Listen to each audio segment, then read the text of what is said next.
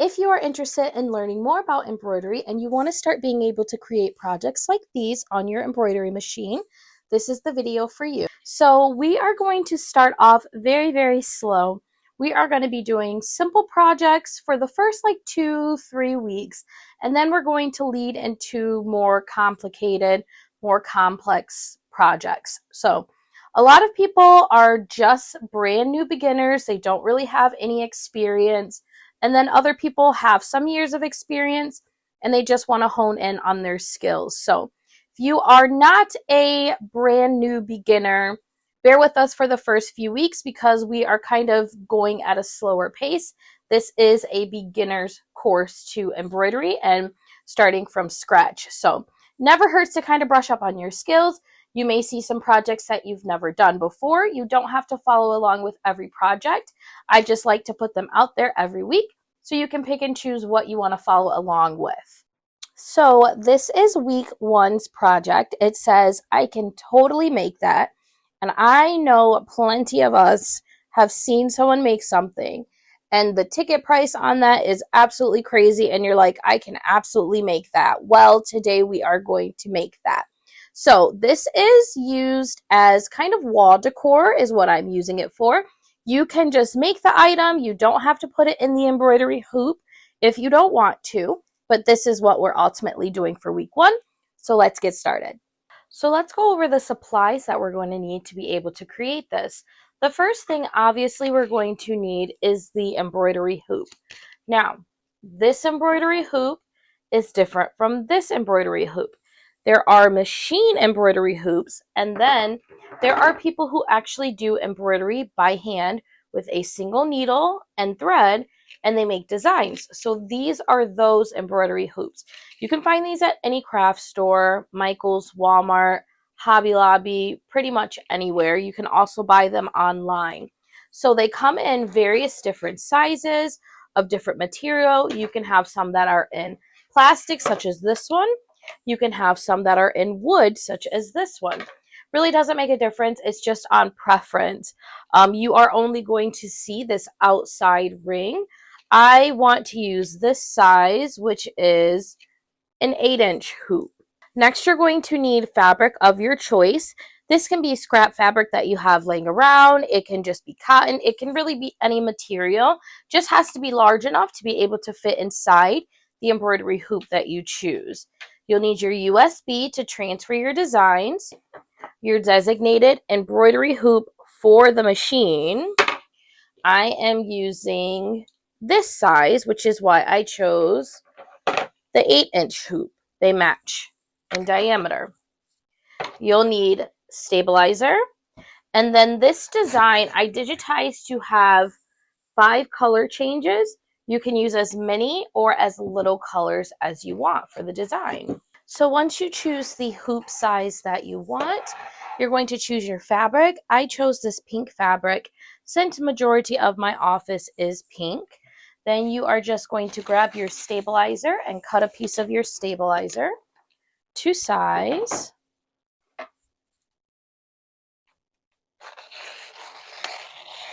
Then we'll go ahead and start hooping. All right, so we've gone ahead and we've got our item hooped. We're going to go ahead and do the drum test. I'm okay with how that sounds, so let's take it over to the machine. Now, I do want to preface by saying that regardless of what machine you see me stitching a design on, all the design files that I upload are going to be compatible with a multi-needle as well as a single needle machine, regardless of which one I'm doing the video and stitching it on. There will be certain designs, however, that just cannot be done on a machine that has a 4x4 hoop only, but those videos will be labeled as such. All right, we've got our USB inserted, so let's go ahead and find the file. So we're going to access where our USB is and scroll over all the way to the page.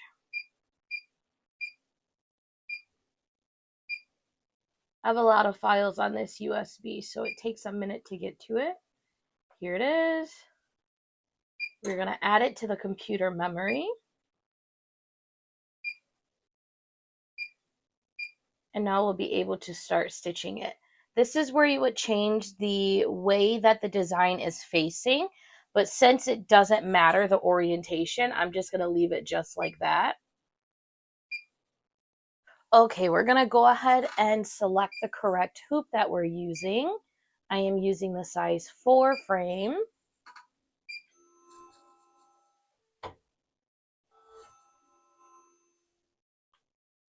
So once it's centered, we're going to go ahead and trace the design to make sure the pattern size is good for the hoop I have selected.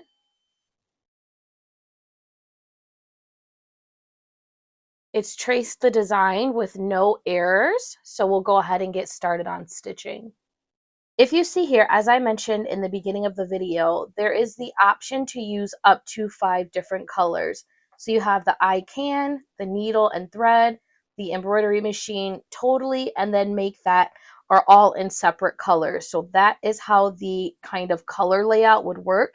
You can use up to 5 or you can use less than 5 colors if you like. Okay, I've selected the colorway that I want to use. Once we know everything is set, we're going to go ahead and confirm that. And then we're going to change it to embroidery confirmation status. If using a single needle machine, this would be the equivalent of simply putting your presser foot down. And then I'm going to change it from stopping between each color to automatically just stitching the design entirely through.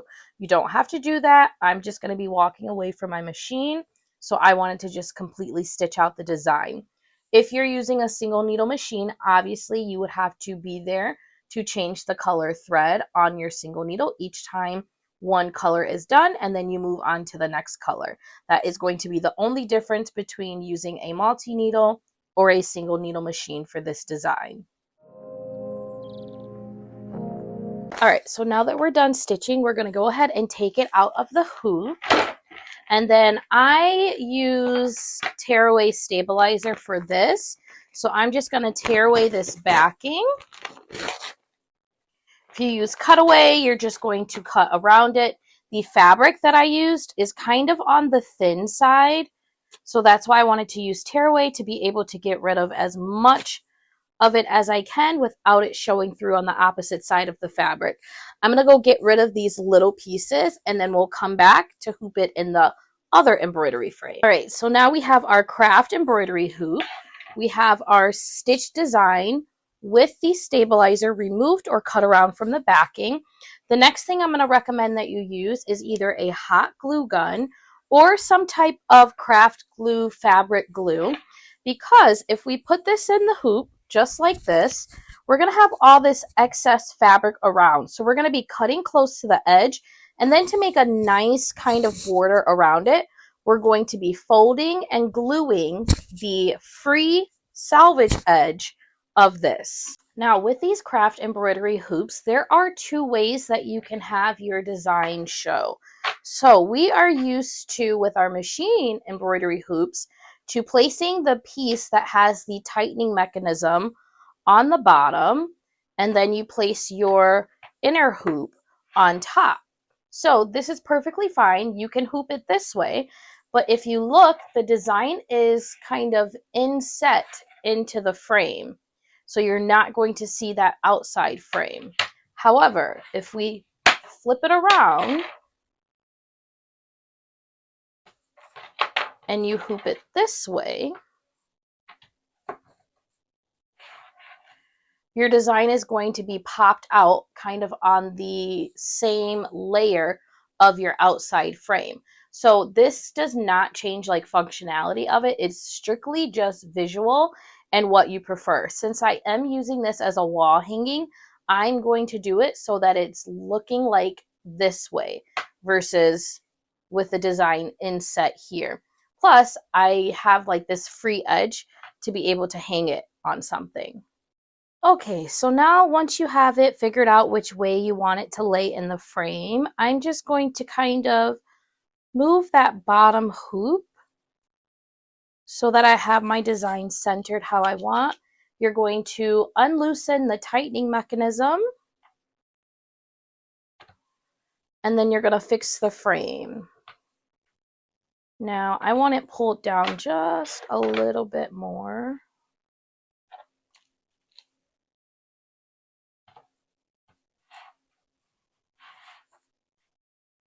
And then you're going to tighten the frame. Okay, we've got it in our hoop as tightly as possible. It sounds like a drum. I'm happy with that. Now, we don't want to fold in all that extra fabric here. That's just messy. So we're going to take off enough so that we still have an edge that can be folded over.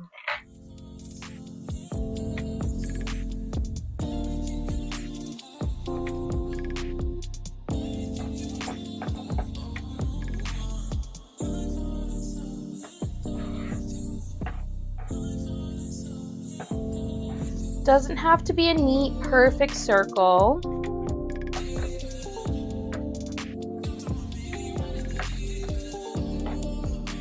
All right, then when you're folding circles over, it makes it easy to just every so often cut some slits in it, and then you're able to fold and glue it over a lot easier.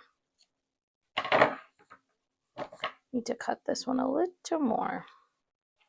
So when it comes to gluing, you want to put the glue on the frame, not on the fabric. That's where a lot of people will mess up at. If you put it on the fabric, that glue is going to seep through and show through. So you're only putting the tiniest dot along the frame, and then you're folding over and pressing down. And then if you want to clean it up, you can cut excess fabric that's left over. So if I'm using the glue gun,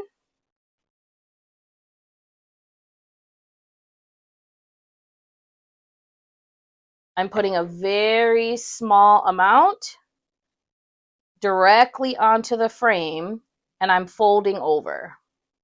So we're going to do that all the way around. Okay, we've got our corners glued down to the frame. So now I'm just going to take my curved scissors, and then I'm just going to cut away and trim some of this excess fabric that's in here, just to give it a cleaner look. So I'm going to do this all the way around. Now, we've cleaned up the excess fabric in the hoop. Our corners are glued down. Technically, you are completely finished at this time. You can hang your frame up and you can be done. However, if you didn't use tearaway stabilizer and you use cutaway stabilizer, or you don't like how messy the back of this looks, you're gifting it, you're selling it to someone, you want it to have a cleaner look, what I recommend that you do is get some fabric. This is felt. You can buy it already pre-cut at like Michael's, Walmart, craft stores, things like that. Or you can get it cut off the boat at Joann's before they go out of business. And we're going to cut a circle the size of the hoop, and then we're going to glue this felt onto the back of here. And it kind of creates like a covering so that you're not able to see the inside guts of the hoop. All right, so we've got the extra piece of felt cut out. We're going to put glue on the actual frame.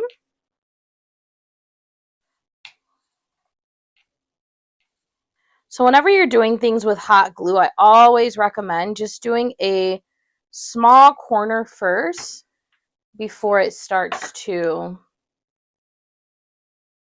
harden.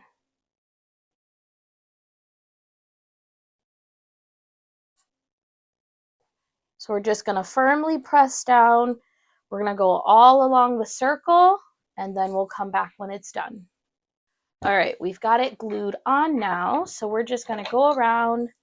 I'm going to use my curved scissors and kind of cut this excess felt away so that you can't see it from the front.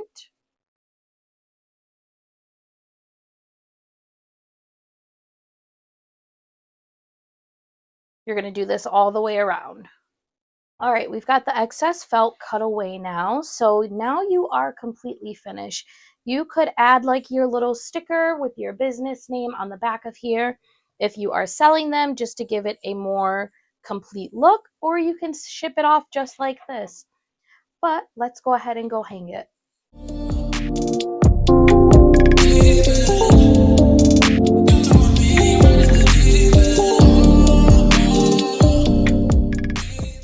So if you felt like this video helped you and you liked doing this project, feel free to subscribe, and you can also talk to me about joining my one-on-one embroidery courses. They are all virtual. They're at your own pace with pre-recorded videos and video call sessions that we can have to set things up for you, to be able to troubleshoot issues that you have, or to even be able to talk through ideas that you want. Reach out to me. I can give you information on joining my embroidery classes. Okay, bye.